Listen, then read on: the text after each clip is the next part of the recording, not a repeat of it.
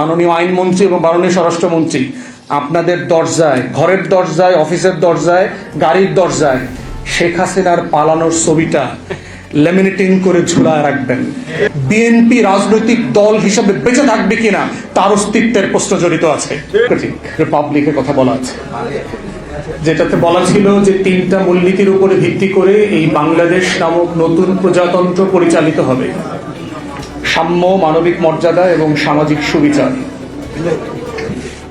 অথচ দেখেন, সেই বাংলাদেশটা, যেই বাংলাদেশের ঘোষণাপত্রের আলোকে হাজার হাজার লক্ষ লক্ষ মানুষ মুক্তির লড়াইতে নেমে গিয়েছিল আমার বাবার মতো জীবন যৌবনকে ত্যাগ করে, তারা আসলে কেমন বাংলাদেশ পেয়েছিল এবং এই 72-এর সংবিধানটার ক্রাইসিসটা কোথায়?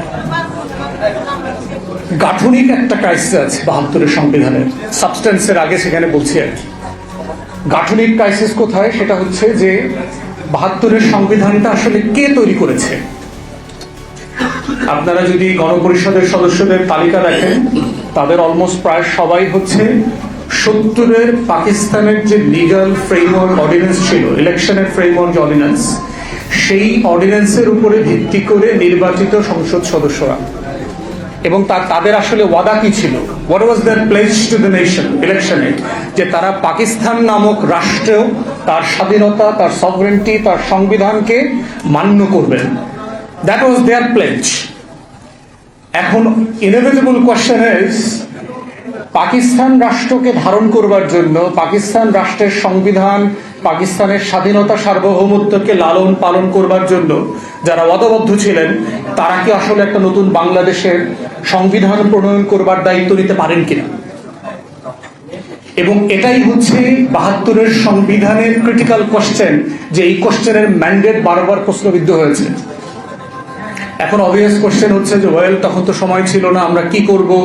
ওয়েল, গণপরিষদ নির্বাচন দিলেন না কেন? যে আমরা নতুন নির্বাচন করতে চাই, নতুন সংবিধান তৈরি করতে চাই, করলেন না, ফাইন। তারপরও এটাকে সংশোধন করবার সুযোগ ছিল। সংবিধান কমিটি যেটা হয়েছে, তারা রিপোর্ট দিল 72-এর নভেম্বরের সমত। আপনি এটাকে রেফারেন্ডামে কেন দিলেন না? যে আমরা এই গণপরিষদ একটা সংবিধানের ড্রাফট করেছি জাতির ম্যান্ডেটের জন্য, এইটা আমরা এখন জনগণের সম্মতির জন্য আমাদেরকে রেফারেন্ডামে দিচ্ছি। দিলেন না তো। তাহলে যেই সংবিধানটার সম্মতি জনগণের কাছ থেকে নেওয়া হয় নাই, সেই সংবিধানটা আমার ওই ঘোষণাপত্রের সংবিধানটা কিভাবে হইল? যে একটা ফ্রি রিপাবলিকের কনস্টিটিউশন, যেটার জন্য কোনো ম্যান্ডেট নেওয়া হয় নাই জনগণের কাছ থেকে। থার্ড, এত ভুলের পরেও আপনি এটার খতনা করতে পারতেন আরেকবার। 73-এর মার্চ মাসে প্রথম নির্বাচন হচ্ছে, আওয়ামী লীগ ইলেকশন ম্যান্ডেট নিতে পারত যে আমাদেরকে প্যারালালি আপনারা ভোট দেন, এইটা ম্যান্ডেট দেন যে আমাদের এই নতুন সংবিধানটা যেন জাতীয় সংবিধান আকারে গৃহীত হয়। সেই ম্যান্ডেটও আপনারা নেন নাই 73-এর নির্বাচনে।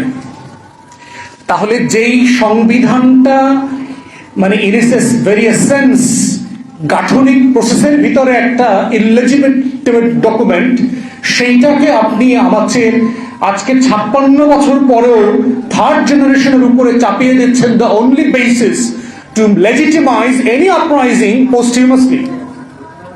সেটা আপনি কিভাবে করেন? করতে পারেন না তো। এটা জেস্টেশনই একটা ইললেজিটিমেট ডকুমেন্ট 72-এর, যেটা কাঠনিক প্রক্রিয়াটা সঠিক ছিল না, জনগণের সম্মতি নেওয়া হয়নি।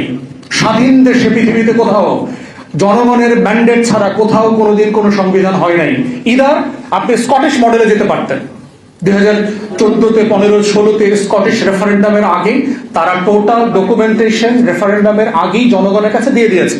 কই 69-এ গণ অভ্যুত্থান, কই আপনারা তো প্রস্তাবিত বাংলাদেশ রাষ্ট্রের সংবিধান নামে কোনো কিছু প্রস্তাব করেন নাই। তাহলে 69-এর গণ অভ্যুত্থানে আমার ম্যান্ডেট পাইতাম, 70-এর নির্বাচনে আমি ওই সংবিধানে ম্যান্ডেট পাইতাম, 71-এর যুদ্ধে আমি ওইটার জন্য ম্যান্ডেট পাইতাম। সেটাও আপনি করেন নাই। আপনি পোস্টও কিছু করেন নাই, প্রিভিয়াসলি কিছু করেন নাই, কিন্তু জনগণের উপরে চাপিয়ে দিচ্ছেন as if this is the only document to জাজ the nation right or wrong. এখন প্রশ্ন হচ্ছে with regard to the substance, is it a very well drafted constitution? No, it is not.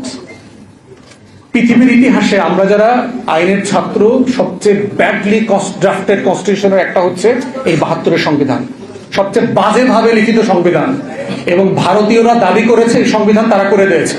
Kolkata হাইকোর্টের যিনি সিনিয়র অ্যাডভোকেট ছিলেন সুব্রত রায় চৌধুরী, ওনারা এই সংবিধান লিখে দিয়েছেন। ভারতের পক্ষ থেকে এই সংবিধান দেওয়া হয়েছে আমাদেরকে।